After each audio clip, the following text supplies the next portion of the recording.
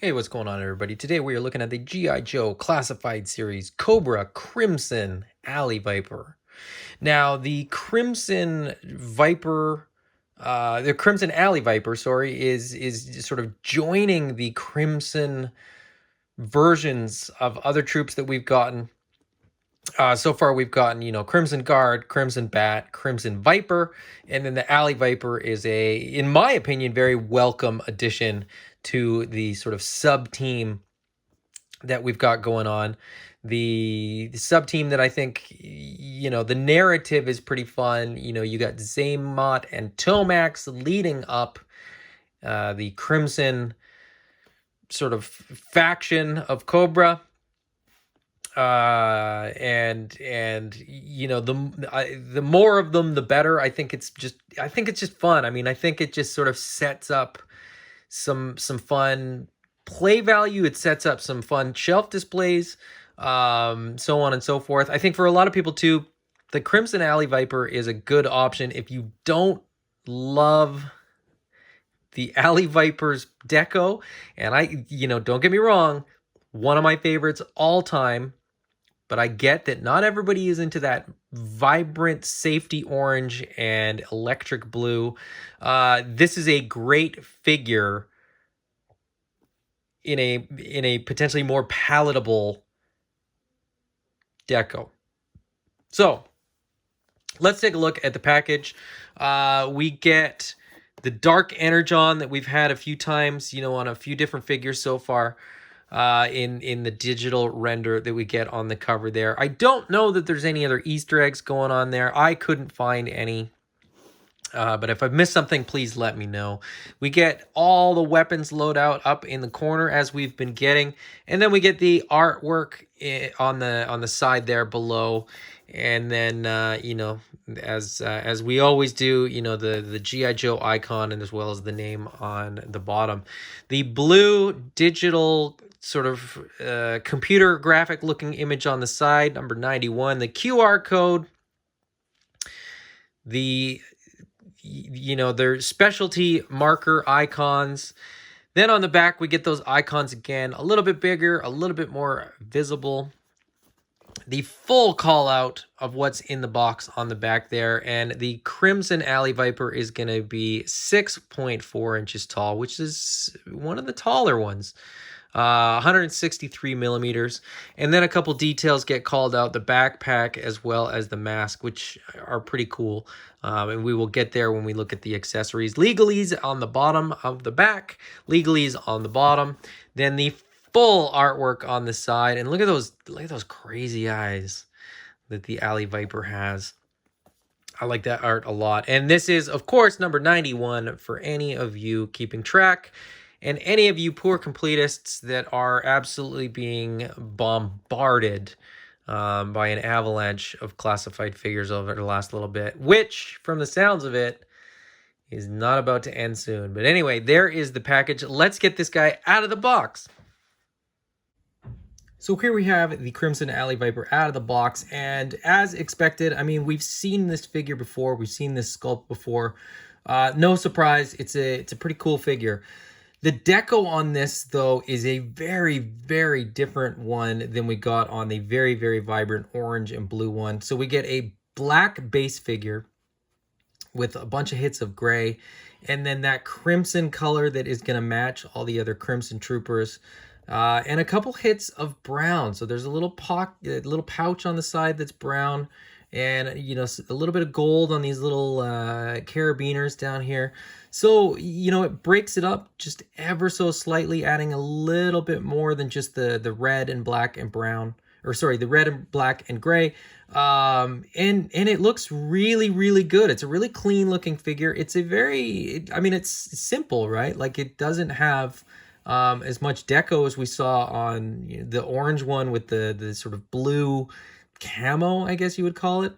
But this guy comes with a few hits that we haven't seen on other figures. You get these sort of striped tampo on each wrist there, or forearm, sorry, and then one on the thigh as well.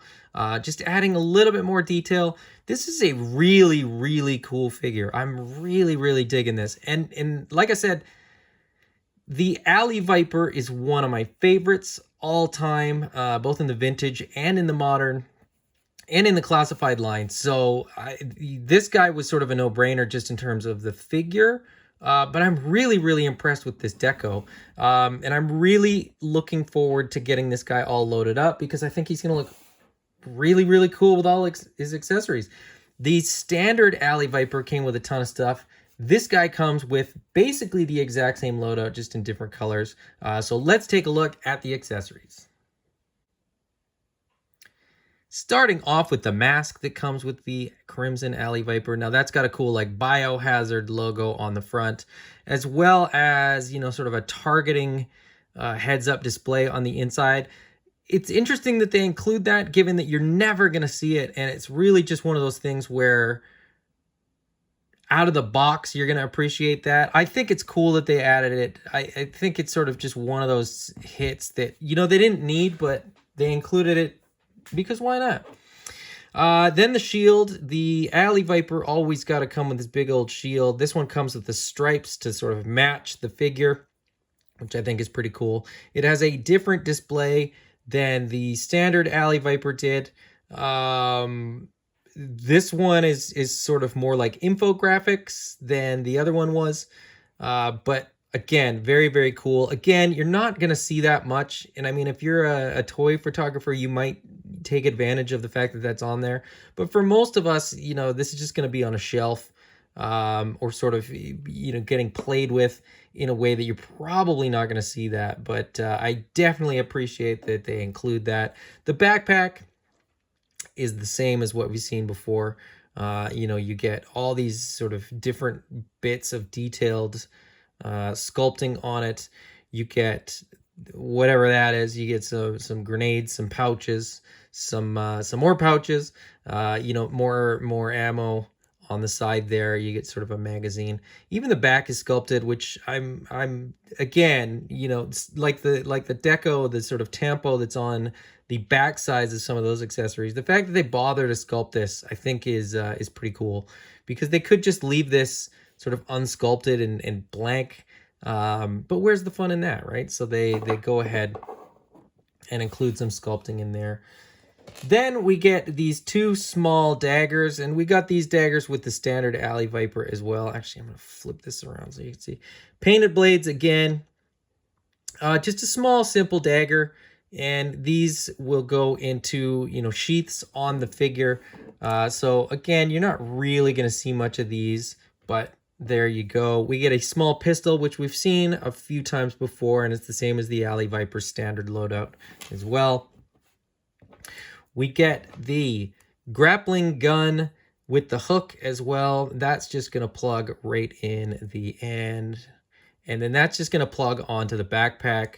On, you know, the vintage figure, I think this was sculpted onto the backpack. In the modern figure, you know, this was removable and fit on the backpack.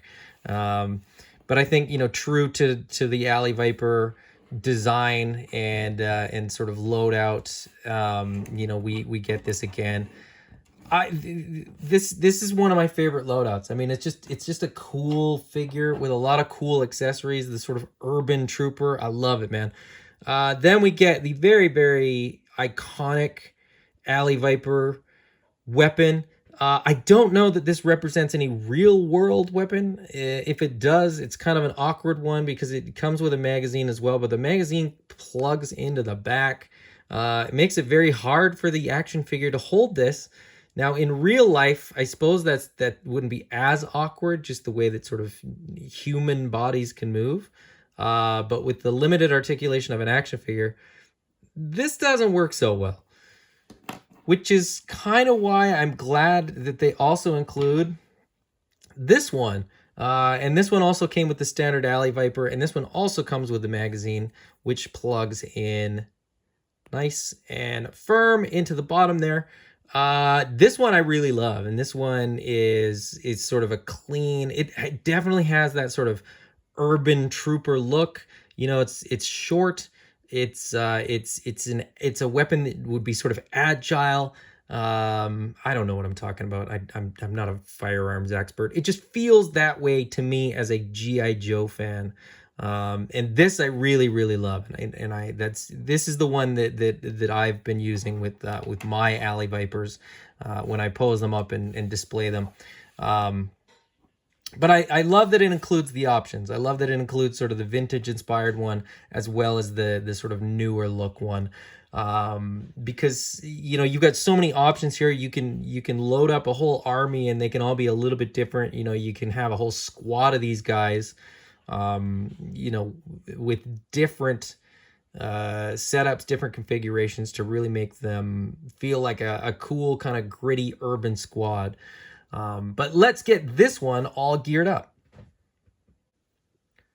So here he is, the Crimson Alley Viper, all geared up. I think this is a phenomenal figure. I think for anybody that passed on the standard Alley Viper, this is a great opportunity to pick up a figure that has a great sculpt, great design, great accessories, without the maybe over-the-top deco that not everybody loved. I think this is a stunning figure. I still love the orange one, but this guy is a great alternative for anybody that sort of, held out, that, didn't necessarily like that bright orange. The accessories look great. The paint apps are great. Again, if you're building out your sort of Crimson Strike team with all the troopers, this guy's kind of a no-brainer. So I would strongly recommend you add this to your collection. It is a great figure and a great deco. I'm not going to say it's better than the orange one, but it is a very, very good option for anybody that might have passed on the orange one. That's what I will say. It's a great figure. It is really, really, truly a great figure. And I would strongly recommend that you grab this if you can. Great troop builder and great to add to the Crimson army that you may already have on your shelf. If you enjoyed this video, please hit the thumbs up. If you want to see more, please subscribe. And if you don't want to miss any upcoming videos, please hit that bell icon to get notifications. Until next time, bye-bye.